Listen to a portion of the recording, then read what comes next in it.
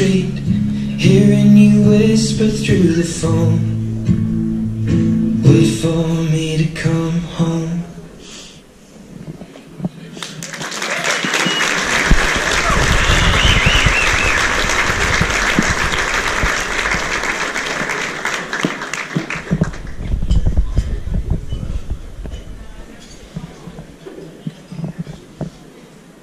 Good evening. My name is Tom Hawthorne, and tonight marks exactly 8 months since Christmas Day. The only reason that I'm here standing in front of you tonight is because of the quick thinking of one man, the New South Wales Emergency Services, and the Westpac Rescue helicopter. On Christmas Day 2017, I was involved in a head-on car accident. The quick thinking man was a guy called Greg, who lived by the accident scene out on Borrolong Road. He ran out of his house at the sound of the collision and lifted my chin to open my airways so that I might breathe. After the fantastic efforts by local emergency services, I was airlifted that evening by the Westpac Rescue helicopter to John Hunter Hospital in Newcastle. My survival is a miracle really, and more so the miracle is that the two people with whom I had the accident walked away from the crash relatively uninjured. I, on the other hand, spent a week in an induced coma in intensive care on life support, followed by 16 weeks in hospital and rehabilitation. I arrived home 16 weeks after Christmas Day, 1 week after my 21st birthday. Unfortunately, or fortunately, depending on the way you look at it, I suffer about 3 months post-traumatic amnesia. What that means is that I don't remember anything from a week before the crash itself, or even the hospital, full stop. But for this, I'm kind of grateful. I think I've had enough on my plate rather than having to deal with those memories. Whatever memories I do have, though, are augmented. I spent the 2 years prior to the accident travelling abroad, and I must admit that there are sections of this time that are gone and hazy. But because I was diligent in my photographic and GoPro documentation, I can look back on these memories. Even then, it's hard to recall exact places, jobs, and even the names of people I met. I have these pictures and videos, luckily, and I know where I went, for how long, and how I got there. For example, I know that I flew back from Santiago, Chile on December the 23rd, 2 days before Christmas, 2 days before the accident. I know I was picked up by Holly Giles from the airport. I then surprised my grandma and then my mother and 4 sisters.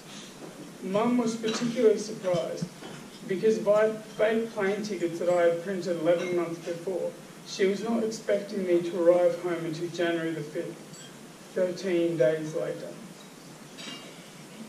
I graduated from O'Connor Catholic College here in Armidale in 2015.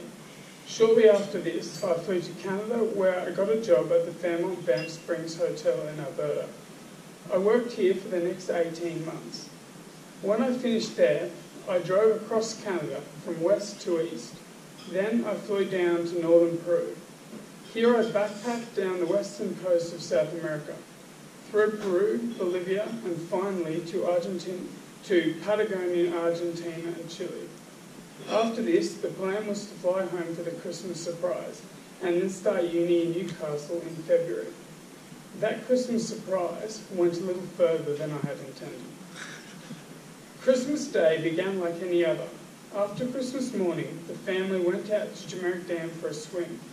I came back into town 10 minutes before the family, alone. I got about halfway home before, on a blind corner, I had a collision with a large ute. The small Hyundai I was driving didn't stand a chance. Incredibly, the other driver and passenger walked away, relatively unscathed physically, although I still worry to this day about the vicarious trauma they must have experienced. I was another matter altogether. I've been told that within 10 minutes there were people from all the emergency services, over 30 personnel at the scene, all contributing to giving me the best Christmas gift possible. my life. After the Westpac Rescue helicopter flew me from Armdale Hospital to John Hunter, the doctors diagnosed me with a severe traumatic brain injury and a broken knee. I had a bilateral bleed on my brain, and on Christmas night the surgeons drilled into my skull to release the building pressure. Though my memory is blank, I've been told of some interesting stories of my time in hospital and my activities there. Apparently at first I was quite vocal about the dislike of my neighbour in the next bed in the G2 ward. Then it appears I also planned to escape with her. My first written words were train schedule. I told a German nurse a few profane phrases I'd learned in German from a friend on my travels, though I won't mention those here in case one of you speaks the language. I was put in a room with a guy who I later found out was a convicted violent drug dealer. Information I would have appreciated before we swapped phone numbers. I guess we would just have to class those experiences as character building. Other than these stories, the hospital and rehab staff were excellent. In terms of my physicality, I was very weak after 2 months in bed. They had performed a muscle transplant to fill the hole the car had left in my leg, and I had a deficit on the entire right side of my body due to the brain injury. I had to learn how to walk again. Walking at first felt very unnatural. It felt like one leg was longer than the other. My physio then made the mistake of challenging me to a sit-to-stand challenge, and I'm a pretty competitive person. One afternoon I spent nearly 2 hours raising the record from 700 continuous sit-to-stands to 1,999. Now the idea behind this was that when it was written up on the board, people would read and comment, why didn't he just do one more and get 2,000? I kind of like this idea. Moving forward in my recovery, once I was home, I also challenged myself physically. I completed a 5-kilometre race in Southwest Rocks in June. I'm slowly trying to rebuild that strength and fitness, particularly on my right side. I'm still experiencing that deficit due to the brain injury. In the past, I was quite an avid rugby player. I represented New South Wales country schools on a tour of Singapore and Hong Kong and played 2 seasons for the Banff Bears in Canada, as well as playing for my local club, the Alberta Blues. But this deficit means that at the moment there is no way that I'm even strong or coordinated enough to kick a football over the posts. That's a pretty difficult thing to come to terms with. Being home has been awesome, though obviously unexpected. There is a local guide, Thomas Pembroke, who asked if he could complete 3 of the hardest, coldest ocean swims in the world to complete the infamous Ocean 7 as a fundraiser for my family and I. He recently completed a swim in Japan and has got one left between the 2 islands of New Zealand. Yeah, I have been through a bit, but I have so much admiration for someone who is willing to put themselves in the freezing cold water at 3 a.m. and swim for up to 15 hours at a time, all for a cause like mine and others. I am so very grateful. These funds will help with my rehab. I expect that rehab to continue for the next few years at both the Hunter and New England brain injury clinics, with the excellent staff they have there. But tonight is about the Westpac Rescue helicopter, and I was recently lucky enough to visit both of their bases, in Newcastle and then in Tamworth. I got to meet some of the amazing people who were all part of the rescue club. In Tamworth, I got to meet some of the crew and the pilot Dylan, who saved my life on Christmas Day. I also got a tour of the helicopters. Apparently I wasn't paying much attention the first time I went to one. They are very impressive and super expensive.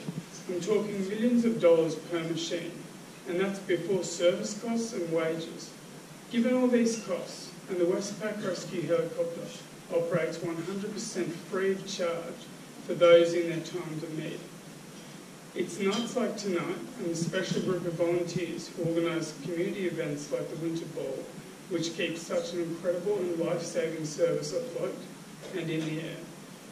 So thank you, Westpac, and tonight's committee. You've done a wonderful job. Thank you for allowing me to address you.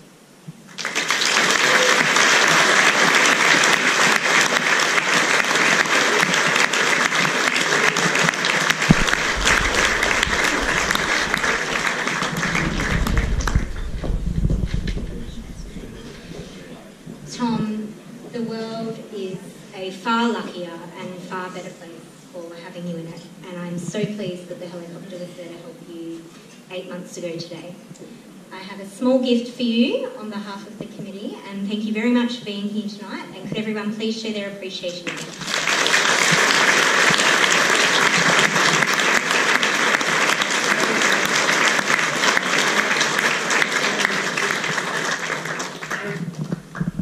We're now going to move on to our auction. I know you've all been waiting long and hard for the auction. We love an auction. Grab a quick drink and let's get your bidding hands ready.